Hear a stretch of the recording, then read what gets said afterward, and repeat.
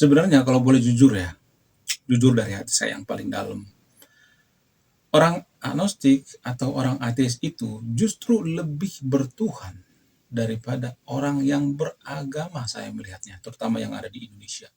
Justru saya melihatnya orang yang ateis, orang yang agnostik, tidak percaya dengan agama lebih bertuhan. Nah, aneh nggak sih? Menurut kalian aneh nggak sih? Kenapa justru ateis atau agnostik itu lebih bertuhan daripada orang yang mengaku-ngaku si paling beragama? Jadi kalau saya mengatakan seperti ini ya, mungkin di antara sahabat yang nonton video berpikir bahwa saya itu anti agama. Oh, saya itu ateis. Oh, kamu agnostik. Oh, kamu sesat. Oh, kamu Zionis. Oh, kamu dilaknat. Kamu neraka dan sebagainya. Jadi kalau ada komentar-komentar seperti ini, berarti ya dia sedang ya beragama tapi hanya ritualistik saja, bukan bertuhan yang sebenarnya. Apa definisi daripada orang yang bertuhan? Apa definisi daripada seseorang yang bertuhan? Definisi daripada seseorang yang bertuhan itu orang yang berkesadaran, kemudian orang yang jujur, ya, yang takut akan Tuhan, dan biasanya mereka jarang berbohong, bahkan tidak pernah berbohong, dan biasanya mereka tidak pernah korupsi, jujur ya, intinya jujur. Orang yang bertuhan itu adalah orang yang jujur. Nah, kalau misalnya ada yang mengatakan bahwa orang Indonesia itu adalah orang yang beragama atau si paling bertuhan, menurut saya enggak. Apa buktinya? Kenapa di Indonesia itu banyak korupsi? Kalau orang Indonesia itu bertuhan, kenapa banyak yang korupsi? Kenapa banyak orang yang tidak jujur? Kenapa banyak penipu di Indonesia? Kenapa banyak pejabat yang korupsi? Kenapa?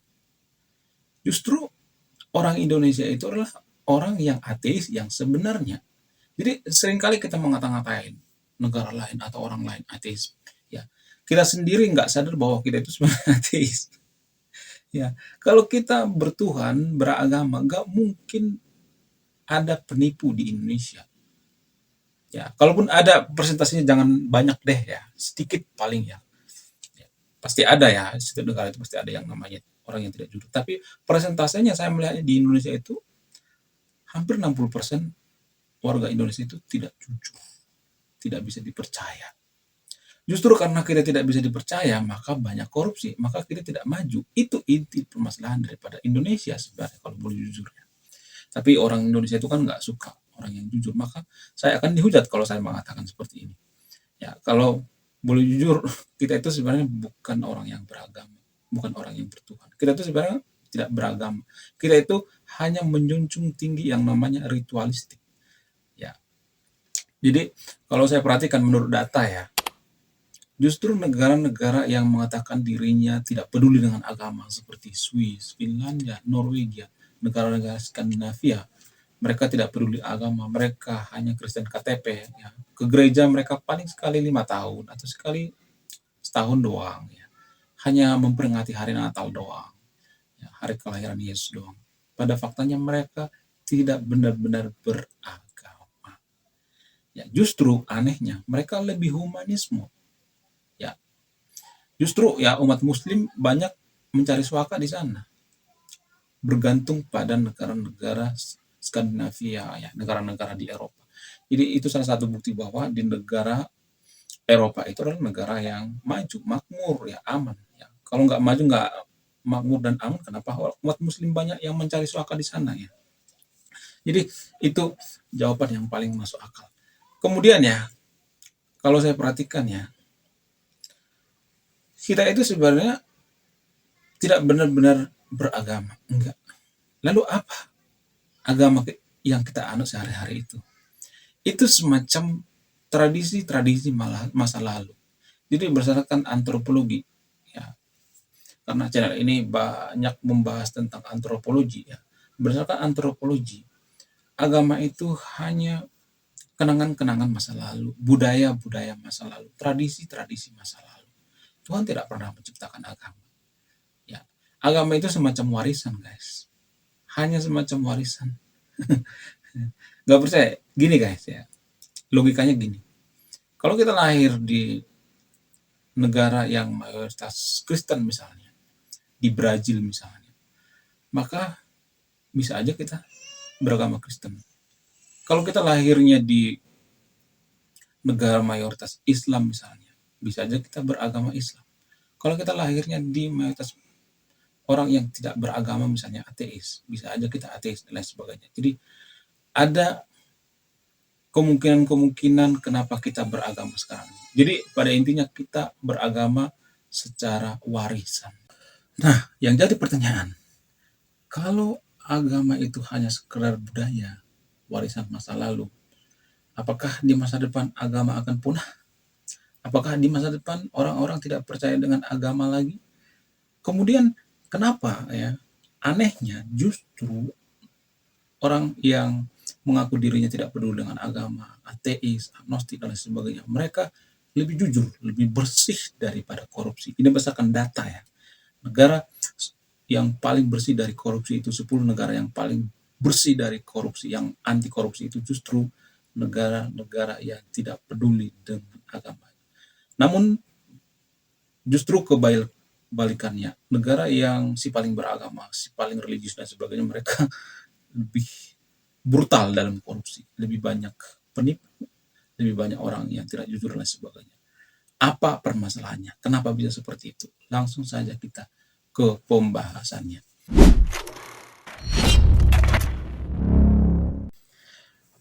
Jadi gini guys, kenapa justru negara yang tidak peduli dengan agama ya seperti negara-negara Skandinavia, ya Swiss, ya, Norwegia dan lain sebagainya, negara tersebut adalah di urutan pertama negara yang paling bersih dari korupsi.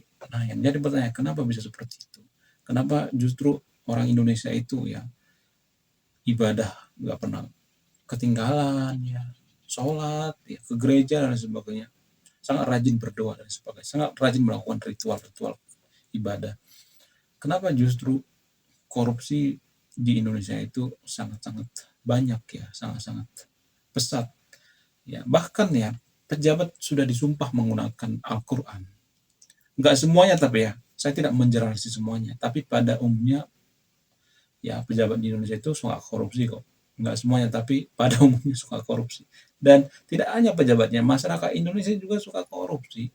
Pejabat itu adalah gambaran daripada masyarakatnya. Yang milih pejabat itu adalah masyarakat.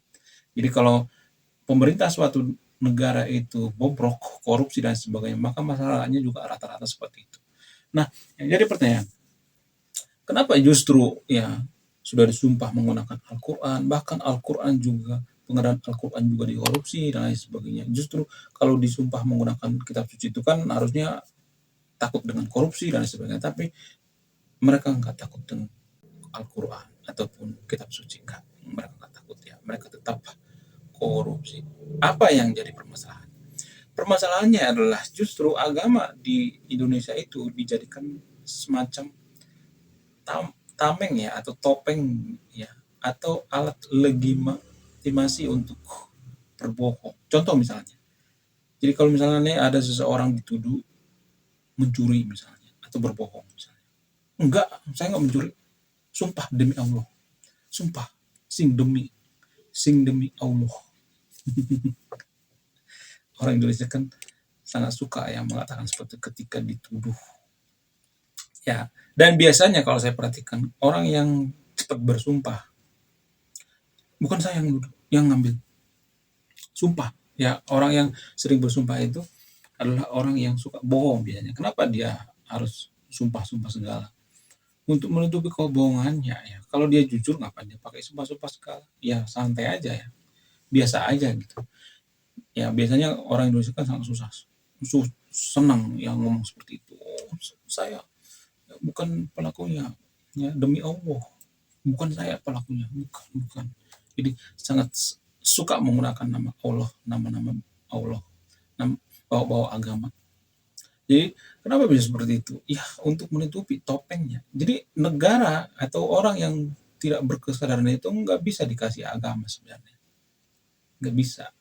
Karena gini guys, justru agama itu akan dijadikan semacam keset, pijakan kaki ya. Agama dijadikan topeng ya. Sama seperti misalnya kejadian-kejadian yang terjadi di Konoha misalnya, ya kasus-kasus di pesantren misalnya, pemuka agama yang melakukan ini dan itu, kasus yang menghamili anak orang dan sebagainya. Kenapa bisa seperti itu? Ya karena mereka menggunakan agama untuk menutupi nafsunya, hasratnya. Ya, di situ letak permasalahannya. Ya. Kemudian apalagi ya, kenapa justru orang yang si paling beragama atau si paling religius itu oh, mereka itu lebih korup dan sebagainya? Karena mereka kurang percaya diri ya. Rata-rata masyarakat yang sangat religius itu mereka kurang percaya diri sebenarnya kalau boleh jujur. Tapi kalau saya mengatakan seperti ini pasti banyak yang mengatakan bahwa saya itu, oh kamu ateis, agnostik dan sebagainya, kamu nggak percaya agama. Justru kalau dia percaya diri masuk surga, nggak butuh yang namanya agama. Buat apa? Kalau dia percaya diri masuk surga, ngapain dia butuh agama? Ya kan, Tuhan tidak menciptakan agama. Tuhan tidak pernah menciptakan agama. Coba saya nanya sama yang nonton video ini. Agama apa yang diciptakan oleh Tuhan? Nggak ada. Ada 3.000 agama di dunia ini. Apakah Tuhan menciptakan agama? Enggak. Kalau misalnya ada yang mengatakan, oh agama saya diciptakan oleh Tuhan kok, ada dalilnya dan sebagainya. Ya. Nah yang jadi pertanyaan, kapan? Apakah itu bisa diukur, bisa ditakar, bisa dibuktikan secara ilmiah? Secara sains nggak bisa. Ya, itu cuman katanya agama saya diciptakan oleh Tuhan. Nggak ada bukti otentik, nggak ada ya, orang yang melihat, oh waktu Tuhan menciptakan agama saya itu, oh ada yang menyaksikan, ada banyak orang yang menyaksikan. Nggak ada. Ya itu cuma asumsi daripada pemeluk agama tersebut. Biar apa? Biar mereka semakin percaya diri. Jadi orang yang benar-benar butuh banget agama itu adalah orang yang kurang percaya diri. Ya, karena apakah agama menciptakan kita bisa masuk surga? Enggak. Ya, agama tidak menjamin kita masuk surga. Enggak ada ya. Surga juga masih dipertanyakan kok. Bukan berarti saya tidak percaya dengan surga ya. Surga masih dipertanyakan. Belum pernah ada ya manusia yang datang dari surga, miliaran manusia yang lahir di dunia ini, yang meninggal di dunia ini ya, memberikan kesaksian. Ternyata surga itu ada. Oh, ternyata surga itu ada. Enggak ada. Surga itu hanya asumsi mereka. Nggak bisa dibuktikan secara ilmiah dan lain sebagainya. Tapi disclaimer on ya, saya tidak menjauhkan yang nonton video untuk tidak beragama ya. Saya tidak ada tujuan seperti itu. Tujuan saya itu untuk menyadarkan kita, biar kita dalam beragama itu jangan berlebihan. Saya tidak suka orang yang berlebihan dalam beragama. Orang yang berlebihan dalam beragama itu biasanya sangat munafik, guys. Mereka akan menggunakan topeng agama. Ya. Di Indonesia juga seperti itu kok. Agama itu menurut saya itu semacam ya dijadikan semacam geng motor gitu, semacam organisasi gitu, semacam ya perkumpulan pencak silat gitu. Ya. Mereka menganggap bahwa satu kumpulan mereka, satu geng mereka, satu komunitas mereka itu ajaran yang paling benar. Mereka biasanya akan menghujat ya komunitas lain. Jadi semacam kubu-kubuan. Itulah alasannya kenapa ya negara yang si paling religius itu susah majunya. Kenapa? Karena ada agama pembatas ya. Pembatas sesama masyarakat ya satu negara ya. Ada agama mengkotak-kotakan. Justru agama itu mengkotak-kotakan ya kalau boleh jujur ya. Kemudian apakah agama di masa depan akan ditinggalkan? Ya kemungkinan seperti itu. Mirip-mirip seperti seperti kepercayaan mitologi Yunani misalnya, dewa-dewi. Zaman dulu ya, zaman waktu dewa-dewi Yunani itu, kalau misalnya ada yang mengatakan pada zaman dulu ya, zaman itu zaman masa jajahnya ya zamannya dewa Zeus dan lain sebagainya. Kalau misalnya ada mengatakan ya bahwa dewa Zeus itu nggak benar ada, itu bohong-bohongan, maka ya akan dihujat. Sama seperti sekarang ini. Kalau misalnya ada yang mengatakan zaman sekarang bahwa agama di masa depan itu akan punah, maka saya juga akan dihujat. Mirip-mirip seperti zaman Yunani kuno. Zaman Yunani kuno itu ya zaman dewa-dewi itu kalau mereka mengatakan pada saat itu bahwa di masa depan ya 1000 atau 2000, 3000 tahun lagi, kepercayaan dewa dewi Yunani kuno akan punah. Kalau misalnya Anda mengatakan seperti itu, nggak ada yang percaya. Sama seperti sekarang ini. Kalau saya mengatakan ya, 2000 atau 3000 tahun ke depan lagi, ya agama akan ditinggalkan, akan punah. Maka tidak ada yang percaya. Ya. Jadi untuk membuktikan itu, ya kita harus menunggu beberapa ribu tahun kemudian ya. Kalau misalnya ada yang mengatakan cuma ratusan tahun, cuma butuh ratusan tahun agama akan punah, maka menurut saya itu kurang tepat ya. Butuh ribuan tahun. Kenapa? Karena agama itu sebenarnya ya semacam bisa dikatakan semacam candu ya, bukan berarti negatif ya. Jadi orang yang tidak percaya diri itu kalau misalnya ada agama itu, mereka lebih percaya diri ya. Kebutuhan ya, agama itu kebutuhan. Kebutuhan, tapi yang jadi permasalahan itu ada banyak orang yang mengkonsumsi agama itu terlalu over. Sehingga apa? Sehingga susah maju. Ya.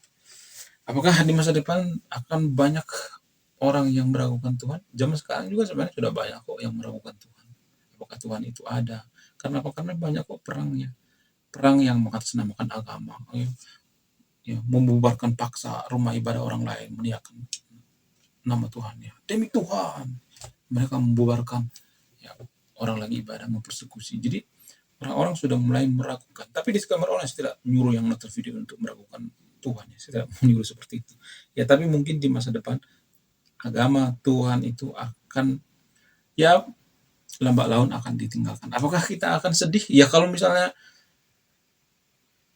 kita lebih baik ya, misalnya nih kita nggak beragama tapi hidup kita lebih baik, lebih tenang misalnya, yang nggak jadi masalah seperti negara-negara Eropa misalnya. Sebenarnya kalau boleh jujur, agama itu ya, orang yang berkesadaran itu nggak butuh agama sebenarnya. Agama itu hanya dibutuhkan orang yang tidak berkesadaran sebenarnya. Kita tuh orang yang tidak berkesadaran, makanya banyak korupsi. Orang yang berkesadaran itu nggak butuh agama buat apa? Mereka percaya diri kok. Kalaupun surga itu ada, saya masuk surga walaupun tidak menggunakan embel-embel agama. Itu ya, kalau orang yang percaya diri. Oke, sekian video ini. Terima kasih sudah menyimak dan memahami. Semua yang saya katakan di video ini hanya terjadi di Konoha ya. Jangan dimasukkan ke hati ya. Oke, saya Ray Konoha. Salam rasional.